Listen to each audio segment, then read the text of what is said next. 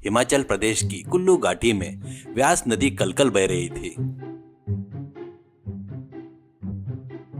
सुबह के तड़के बर्फीले पहाड़ों से आने वाली ठंडी हवा शरीर में सुइयों की तरह चुभ रही थी। इस कड़ाके की ठंड में कांपते हुए और अपनी नाक पोंछते हुए काशीनाथ नदी के किनारे अपना पुराना फटा हुआ जाल ठीक कर रहा था। वह मछलियां पकड़ने में जितना माहिर था और अपनी गरीबी को कोसने में उतना उस्ताद था। ओ मछलियां, कहाँ हो तुम सब? क्या इस ठंड में पानी के अंदर गीजर चलाकर आराम से सो रही हो क्या? कम से कम एक तो बाहर आओ। मेरी पत्नी गंगा भवानी घर में कलछी लेकर युद्ध के लिए तैयार बैठी है। अगर आज मछली नहीं मिली तो मेरी हालत कुत्ते के चबाए पतीले जैसी हो जाएगी। गंगा भवानी को कोई साधारण औरत मत समझना। मेरी पत्नी है, वो साक्षात एक ज्वालामुखी है। काशीनाथ ने अपना पूरा जाल पूरी ताकत से पानी में फेंका। थोड़ी देर बाद उसे कुछ महसूस हुआ। उसने जाल जोर से खींच लिया। अरे वाह, आज तो कोई बड़ी वेल मछली फंसी लगती है। मेरी किस्मत चमक गई। उसने पूरा जोर लगाकर जाल खींचा, लेकिन जब जाल बाहर आया तो उसे मछली नहीं बल्कि एक पुराना गंदा चमड़े का जूता था। अरे छी, मेरी किस्मत ही खराब है। मछलियां पकड़ने निकला था और मरा हुआ जूता मिला। क्या मेरी पत्नी इस जूते का अचार बनाकर खिलाएगी? आजकल की मछलियां भी बहुत चालाक हो गई है। मुझे देखते ही व्हाट्सएप ग्रुप पर मैसेज कर देती होगी कि देखो वो पागल आ गया। तभी किनारे की घनी झाड़ियों के पीछे एक भयंकर गर्जना सुनाई दी। उस आवाज से पेड़ों पर जमी बर्फे नीचे गिर पड़ी। काशीनाथ की धड़कनें रुक सी गई। उसने धीरे से सिर घुमाकर देखा तो वहां पर एक विशाल बाघ खड़ा था। उसकी आंखें अंगारों की तरह दहक रही थी। काशीनाथ के हाथों से जाल छूट गया और वह घुटनों के बल गिर पड़ा। अरे स्वामी बाघ स्वामी, मुझे मत खाना। मैं दुबला पतला हूँ। मुझ में तो सिर्फ हड्डियां और गरीबी है। मुझे खाओगे तो आपके दांतों में फंस जाऊंगा और आपको चिड़चिड़ाहट होगी, पर पेट नहीं भरेगा। अगर चाहो तो हमारे गांव के गली में गणेश का पता देता हूँ। वो बहुत हट्टा कट्टा है, उसे खा लीजिए आप। बाघ ने धीरे से जमाई ली और पंजे से जमीन सहलाते हुए बात करना शुरू किया। अरे काशीनाथ, अपना रोना बंद करो। तुम्हारी आवाज सुनकर मेरे कानों से खून निकलने लगा है। वैसे भी इस ठंड में मुझे माइग्रेन होता है। ऊपर से तुम्हारा यह रोना धोना। मैंने इंसानों को खाना बहुत पहले छोड़ दिया है। काशीनाथ हैरान रह गया। तुम बोल रहे हो? तुम तो बाघ हो, तुम्हें तो धारना चाहिए, पर तुम हिंदी बोल रहे हो। ये कोई जादू है क्या? बाघ धीरे धीरे चलकर काशीनाथ के पास आया और बोला, मेरा नाम बलराम है। मैं कोई मामूली बाघ नहीं, इस हिमाचल के पहाड़ी का सिद्ध बाघ हूँ। मैं शिकारी करके बोर हो गया हूँ। आजकल के हिरन भी जिम जाने लगे हैं और बहुत तेज भागते हैं। मेरी उम्र हो गई है और जोड़ों में दर्द भी रहने लगा है, इसलिए मैंने रिटायरमेंट ले लिया है और अब बातें करके समय बिताता हूँ। वैसे तुम्हारे जाल में क्या फंसा है, प्याज या मछली? काशीनाथ ने चैन की सांस ली और कहा, अरे कुछ नहीं बलराम जी, ये मछलियां मुझे देखकर हंस रही है। एक भी जाल में नहीं फंस रही है। बलराम मुस्कुराया और बोला, एक काम करते हैं, मैं तुम्हें एक ऑफर देता हूँ। मैं तुम्हारे जाल के पास खड़ा होकर अपनी स्पेशल दहाड़ मारूंगा। उस आवाज से सारी मछलियां सदमे में आ जाएगी और खुद तुम्हारे जाल में पड़ जाएगी। लेकिन जितनी मछलियां मिलेगी उसमें से आधी मेरी होगी। मुझे खाना बनाना नहीं आता, इसलिए तुम घर से बनवाकर टिफिन लेकर आना। तभी वहाँ पर गंजाई गोपी नाम का आदमी आ गया। उसके नाम में ही कॉमेडी थी। वह गांव में कोई काम नहीं करता था, बस अपनी ही दुनिया में रहता था। उसने दूर से काशीनाथ को बाघ से बातें करते देखा तो अपनी आंखें मसलने लगा।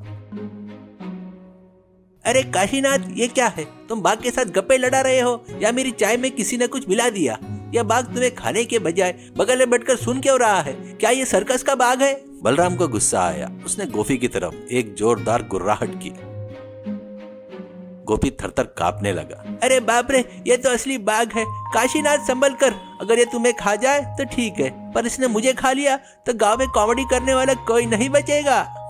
बलराम ने गोपी से कहा, गोपी जाओ और अपने सरपंच धर्मराज से कहो कि कुल्लू की पहाड़ियों में नया किंग आया है। काशीनाथ, क्या तुम तैयार हो ना? काशीनाथ ने जाल नदी में फेंक दी और तैयार हो गया। बलराम ने गहरी सांस ली, एक जोरदार गुर्राहट की। उस गर्जना से नदी का पानी उछलकर झरने की तरह गिरने लगा। सारी मछलियां जैसे पागल हो गई थी, काशीनाथ के जाल में आकर समा गई। काशीनाथ खुशी से उछल पड़ा। अरे वाह, सैकड़ों मछलियां बलराम जी, आप बाघ नहीं, आप तो मेरे लिए अक्षय पात्र हो जो कभी खत्म नहीं होता। तभी सरपंच धर्मराज अपने दो साथियों के साथ वहां पहुंचे। गोपी की बात सुनकर वो बंदूक लेकर आए थे, लेकिन वहाँ का नजारा देखकर हक्के बक्के रह गए। काशीनाथ, ये क्या चक्कर है? तुम बाघ को बटन की तरह इस्तेमाल कर रहे हो, और ये मछलियाँ का ढेर कैसा? बलराम खड़ा हो गया और बोल रहा, ओ धर्मराज जी, वो बंदूक नीचे रखो। मुझे पता है उसमें गोलियां नहीं है। मैं काशीनाथ का बिजनेस पार्टनर हूँ। इन पहाड़ों में पर्यटक लोग बहुत कचरा फैला रहे हैं, इसलिए मैं यहाँ पर आया हूँ। धर्मराज कांपते हुए बोला, अरे बाघ साहब, आप तो मेहमान हैं हमारे गांव में एक समस्या है। रात के समय जंगली सुअर आकर हमारे सेब के बगीचे को बर्बाद कर देते हैं। अगर आप वहाँ पर एक चक्कर लगा दे तो वह सुअर दूसरे देश भाग जाएंगे। हम आपकी फीस भी दे देंगे। बलराम ने कहा, सेब के बगीचे? मुझे तो सेब पसंद नहीं, लेकिन काशीनाथ के पत्नी के हाथ की फिश करी बहुत पसंद है। अगर आप इसका इंतजाम कर दे तो मैं आपके बगीचे का बॉडीगार्ड बन जाऊंगा। असली समस्या तो अभी शुरू हुई थी। काशीनाथ मछली की टोकरी लेकर घर पहुंचा। उसकी पत्नी गंगा भवानी आंगन में पानी छिड़क रही थी। अरे सुनते हो, इतनी देर क्यों हो गई? और ये मछलियाँ इतनी बड़ी क्यों है? इन्हें देखकर तो मुझे डर लग रहा है। गंगा, ये सब हमारे बलराम जी की मेहरबानी है। उन्होंने धाड़ मारी और ये सब दाल में आ गई, लेकिन शर्त के मुताबिक आधी मछली उसे पकाकर देनी है। यह बलराम जी का आदेश है। गंगा भवानी ने अपनी कलची हवा में घुमाई और बोली, क्या बाघ के लिए मछली की कड़ी? मेरे हाथ का स्वाद बाघ चखेगा। वैसे ही गैस सिलेंडर के दाम आसमान छू रहे हैं। इस बाघ से कह दो कि कच्ची मछली खाए या खुद नदी में पकड़ ले, मैं उसके लिए खाना नहीं बनाऊंगी। काशीनाथ ने मिन्नतें की, गंगा, वो कोई मामूली बाघ नहीं है, बोलने वाला बाघ है। उसे गुस्सा आया तो हमारे घर की छत उड़ा देगा। प्लीज बना दो, वो हमारे गांव के बगीचे की रक्षा भी करेगा। गंगा भवानी बड़ी जिद्दी थी। वह कड़ची लेकर सीधे नदी के किनारे पहुंच गई। वहाँ बलराम बाघ भूख से बेहाल बैठा था और गंजाई गोपी उसे चुटकुले सुना रहा था। अरे ओ बलराम जी, क्या आप ही वो बोलने वाले बाघ हो? देखिए, अगर आप बाघ हो तो जंगल के शेर की तरह रहिए। यहाँ इंसान के पास आकर पार्सल मांगना आपको शोभा नहीं देता। क्या आपके पास आत्मसम्मान नहीं है? बलराम दंग रह गया। जंगल में उसे देखकर हाथी भी रास्ता बदल देते थे और एक छोटा सा प्राणी उसे डांट रहा था। ये देखकर वो आश्चर्यचकित होता है। अरे गंगा भवानी, मैं तुम्हारी हेल्प तो कर ही रहा हूँ ना। दहाड़ना कोई काम है? हमारे गांव के गधे भी दहाड़ते हैं। अगर खाना चाहिए तो जिम्मेदारी लो। खाली बैठकर खाओगे तो चर्बी बढ़ जाएगी, कल को चल भी नहीं पाओगे। पर्यटक लोग जो प्लास्टिक फेंकते हैं, हमारी गंगा नदी गंदी हो रही है। क्या तुम उस प्लास्टिक को रोक सकते हो? बलराम को बात समझ आ गई। ठीक है गंगा भवानी जी, आप सही कह रही हो। मुझे क्या करना होगा? तुम्हें स्कूल के बच्चे को रास्ते में सुरक्षा देनी होगी। नदी में कचरा फेंकने वालों को अपनी दहाड़ से डराना होगा। अगर तुम समाज सेवा करोगे तभी मेरे हाथ का खाना मिलेगा। क्या कहते हो? बलराम के पास कोई चारा नहीं था। मछली की कड़ी की खुशबू उसे लुभा रही थी। उसने कहा, डील पक्की, कहकर मान गया। उस दिन से कुल्लू मनाली के पहाड़ों में एक अजीब नजारा देखने को मिला। बलराम बाघ ने अपने गले में एक बोर्ड टांग लिया जिसपे लिखा था, कचरा मत फैलाओ वरना मेरे दोपहर का लंच बनोगे। पर्यटक लोग डर के मारे प्लास्टिक की थैलियां अपने जेब में रखने लगे। गंजाई गोपी अब बलराम का पर्सनल असिस्टेंट बन गया। अरे बलराम जी, उधर देखिए, कोई प्लास्टिक बोतल फेंक रहा है, दहाड़िए। बलराम के रोर करते ही पर्यटक ने कांपते हुए बोतलें कूड़ेदान में डाल दी। शाम होते ही काशीनाथ, बलराम और गोपी नदी के किनारे बैठकर गंगा भवानी की बनाई स्पेशल मछली कड़ी का आनंद लेते हैं। काशीनाथ ने मछली का एक बड़ा टुकड़ा बलराम के मुंह में डालते हुए पूछा, अरे बलराम जी, मेरी पत्नी की डांट आपको कैसी लगी?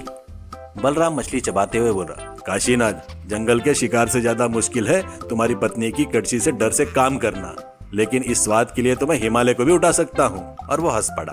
इस तरह एक बाघ, एक मछुआरा और एक चुलबुली पत्नी ने मिलकर दुनिया को एक नया पाठ पढ़ाया। सीख, आप चाहे कितने भी शक्तिशाली क्यों ना हो, जब आप समाज में काम आते हो तभी आपको असली सम्मान मिलता है। बिना मेहनत के मिला फल कभी संतुष्टि नहीं देता। जहाँ दोस्तों का सहयोग होता है वहाँ कुछ भी असंभव नहीं है।